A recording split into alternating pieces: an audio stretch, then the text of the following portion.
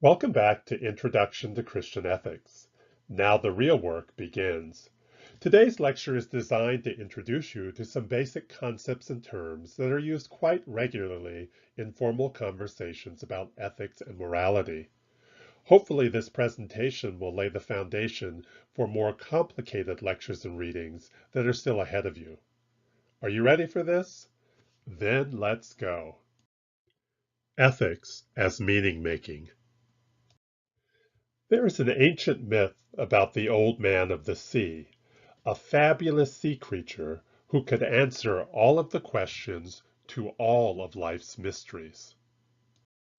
But before you could encounter the Old Man of the Sea, you had to set out on an arduous journey, searching for this fabulous sea creature throughout all of the world's oceans and all of the world's seas. But even if you were lucky enough to finally find the Old Man of the Sea, and this was by no means certain, the worst part of the journey was only just beginning. You see, the courageous seeker would have to grasp on tight to the Old Man of the Sea as he underwent his various transformations. He would quickly turn into a giant sea serpent, and then an enormous whale. Now he was a raging lion, and then a slippery squid. Only if you held on to the Old Man of the Sea with all of your might through all of his metamorphoses would he finally turn back to his original form and deign to answer your questions. But not before the Old Man of the Sea first questioned you. Tell me, who are you, and why have you sought me out? By what authority do you question me? Then and only then, if he was satisfied with your responses, would the Old Man of the Sea provide you with the answers to all of life's questions. I've begun today's lecture with this ancient story of an unlikely encounter between human beings and the divine because I think it provides important insights about what it means to be a human being and also about the larger project of doing ethics well. The term homo faber is often wrongly attributed to Karl Marx because it seems so central to his understanding of the human condition. But in actuality, it was Benjamin Franklin who in the 18th century reintroduced the notion of man the maker in the non-inclusive language of his time, i.e., the argument that the unique nature of human beings is as tool-making animals. In the 19th century, modern social theorists expanded on this initial insight about human nature by arguing that what sets us apart from other animals is our ability to attach meaning and significance to our lives and our life circumstances. More precisely, as meaning-making animals, we are able to manipulate complex symbols, including dance, art, music, poetry, etc., to convey rich and intricate networks of meaning to all those around us. As you will soon see, the study of ethics as a branch of philosophy can be quite formal and quite technical. However, it seems to me that at its most profound levels, ethics and the act of engaging in moral discernment and decision-making are part and parcel of the larger human task of making sense of our lives and the world in which we find ourselves. Hence, ethics at its core is explicitly a meaning-making enterprise. In recognition of this larger project of meaning-making, I have recently begun to make the Jewish concept of tikkun olam, or the repair of the world, central to my own work as a social ethicist grounded in Christian communities. As we bring an end to the introductory portion of this lecture, I want to reaffirm again that doing ethics well rests on a commitment to be engaged in the task of healing rather than harming, and of building up rather than tearing down. Understanding the ethical perspective underlying this course. It's generally acknowledged that historically the enterprise of Western ethics rests on two important pillars: Greco-Roman philosophy and Judeo-Christian theology and religion. In reality, of course, many more intellectual and religious streams of thought have contributed to the great storehouse that we now call Western ethics, including important concepts and moral insights and themes from Asia, Africa, the Pacific Islands, and the Americas, just to name a few.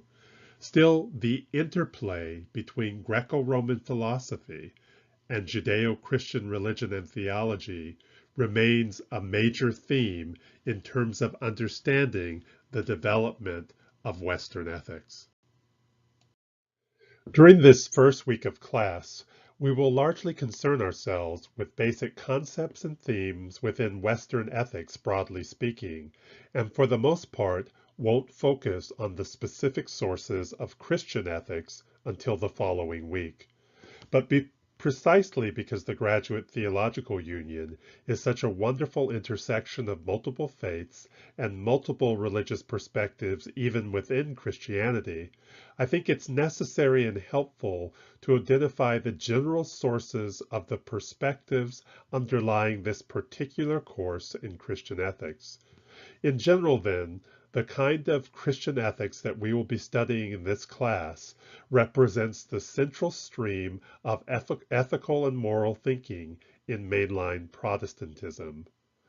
Now, those who do not fall under the broad umbrella of mainline Protestantism in America will want to actively compare and contrast this broad ethical perspective with the unique and important insights from your own religious traditions.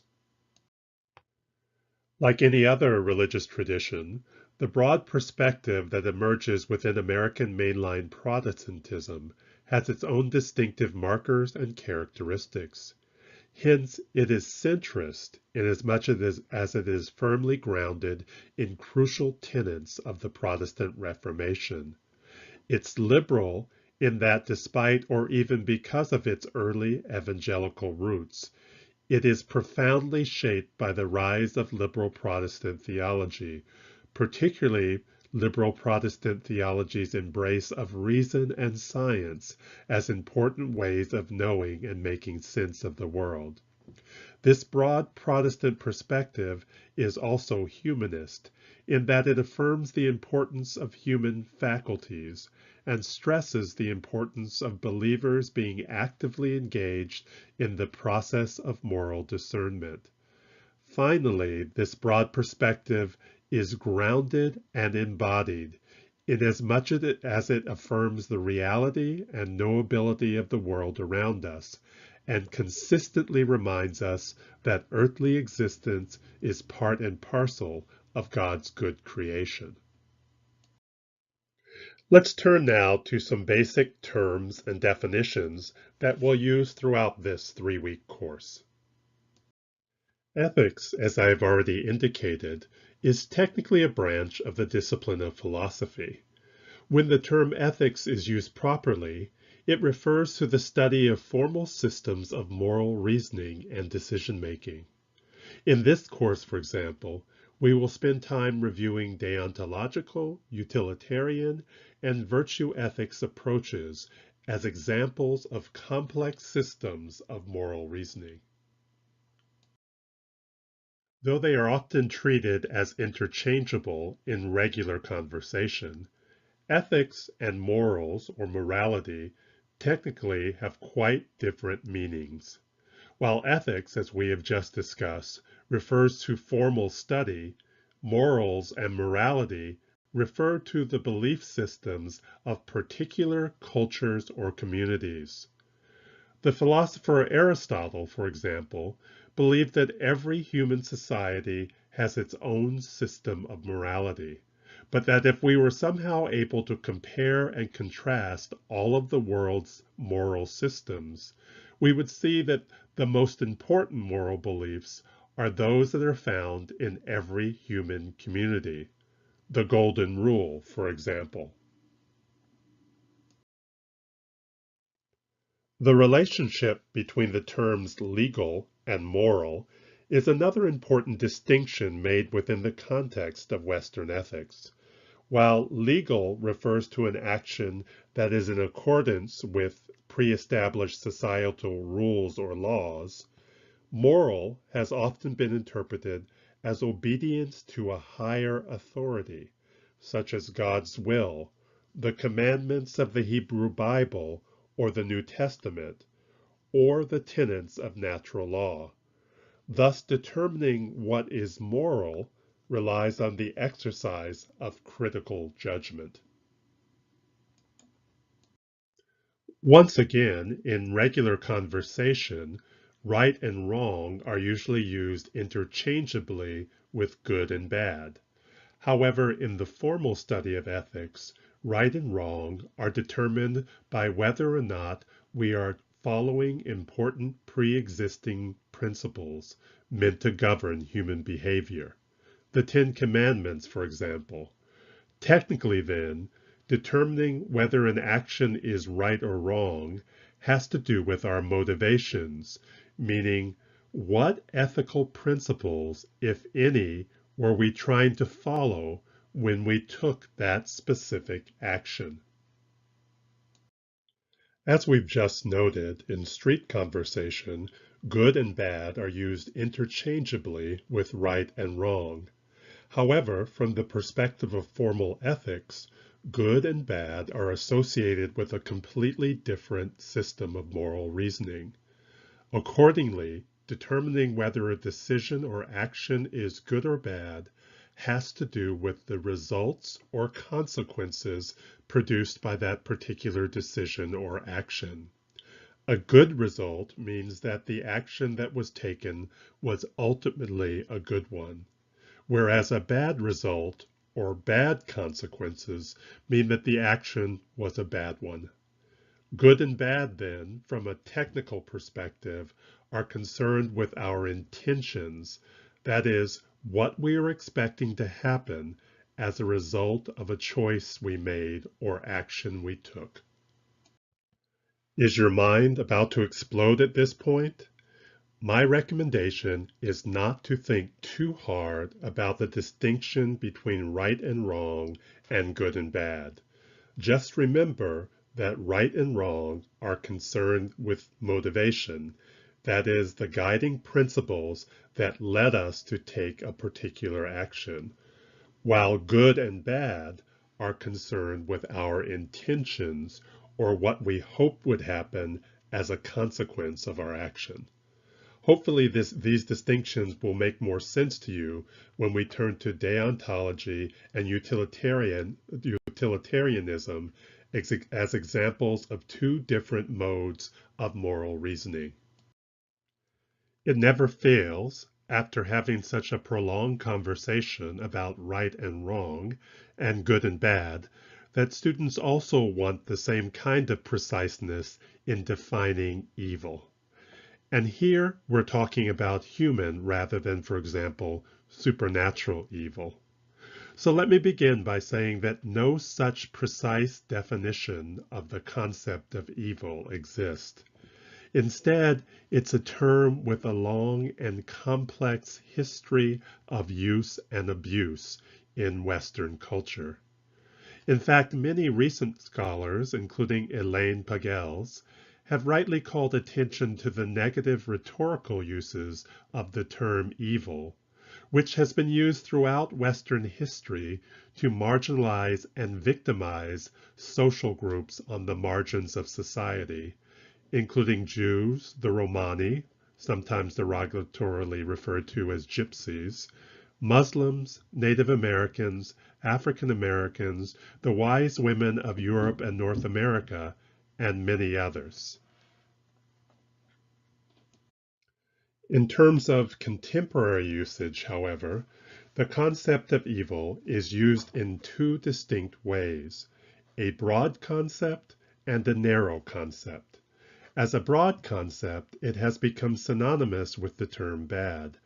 and used to refer to any set of bad behaviors, bad actions, or bad circumstances. With this understanding, we can refer to both natural and moral evils, with natural evils being identified as circumstances or actions not attributable to human causes, while moral evils are those perpetrated by human beings.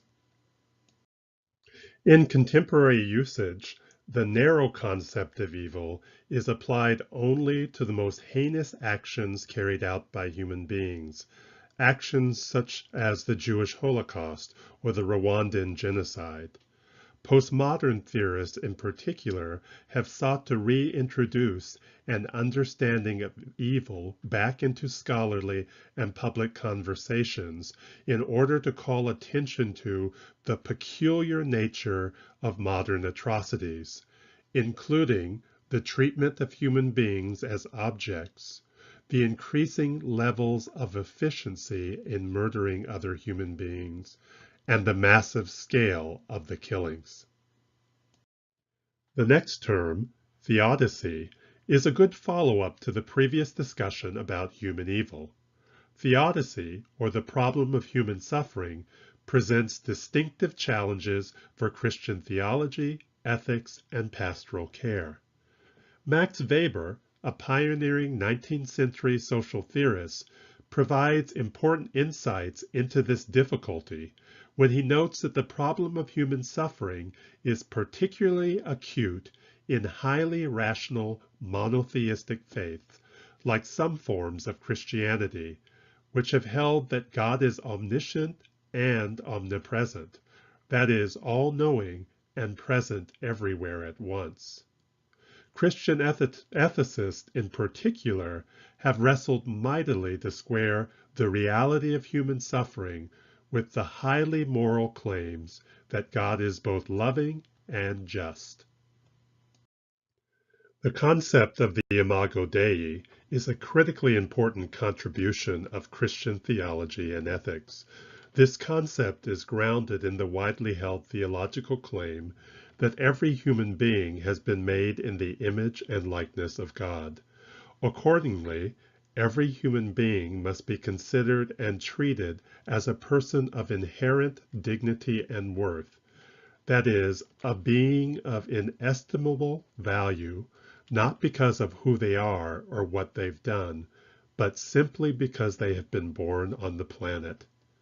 In terms of the interface between Christian ethics and politics, for example, the concept of the Imago Dei has often been used to reinforce secular arguments that every human being must be guaranteed their basic human and civil rights.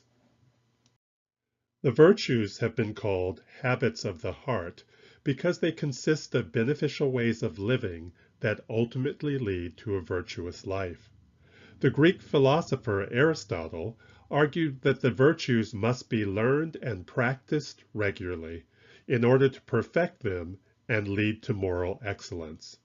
Thus, he might say, the only way to learn charity is to be charitable, that is, donating to the poor in a prudent manner in which you don't give away everything you own, but instead make a wise decision about whether you will give and how much you will give. By the way, every student of ethics should know that the basic or cardinal virtues are justice, prudence, temperance, and fortitude. And hopefully the theological virtues sound somewhat familiar to you as well. They're faith, hope, and love. We'll finish today's presentation with a discussion of values. If virtues are the habits of the heart, then we might think of values as habits of the mind. Instead of intentional habits of living that lead to moral excellence, values are less conscious but still critically important assumptions and perceptions that help us organize and make sense of the world around us. Put more simply, values are the main contributors to shaping our worldviews. Through his notion of the habitus, postmodern theorist Pierre Bourdieu gives us a convenient way to think about how our values help organize our worldviews, which in turn help us to navigate through increasingly complicated social networks. Think of the habitus as an interactive world of meaning that is constantly being reshaped by the information we take in from the world around us, as well as our deeply ingrained habits, perceptions, and dispositions towards that world. Because each of our life experiences are slightly different, our habitus will also be uniquely our own and different from that of even our closest friends and associates, let alone those who live and work under very different circumstances. Think of the difference in perspective, for example, between someone who lives a life of abundance on the 120th floor of a high-rise building in downtown Manhattan and someone who lives a life of utter deprivation in a poor refugee community in the middle of Sudan. It is quite likely that their values and worldviews and their habitus will be quite different from one another. One key difference, then, between virtues and values is that values are often passively transmitted from one's family, community, or the larger society around us. Another important difference is that while values can express our most profound moral convictions, they can also be blatantly amoral, that is, lacking of any moral content whatsoever, or immoral, that is, downright morally destructive. Those who have either read the book or seen the film The Wolf of Wall Street, which is based on the real-life exploits of Jordan Belfort, will remember that two deeply held values for Jordan Belfort were greed, that is, the acquisition of as much money as he could get by any means necessary, and excess, that is, having the biggest house, the flashiest car, the prettiest wife, the best drugs, etc. Now, in traditional Christian ethics parlance, these values that Jordan Belfort espoused would be called good old vices, i.e., patterns of life that lead to moral decay and destruction rather than to moral excellence and perfection. And spoiler alert, this is pretty much what happens to Jordan Belfort, both in the book and in the movie. A key question, then, that we have to wrestle with throughout our lives and throughout our work doing Christian ethics is which of our values are life and community affirming and which are destructive of both our own lives and the larger community around us. This ends today's presentation. Don't forget to count your blessings and take care.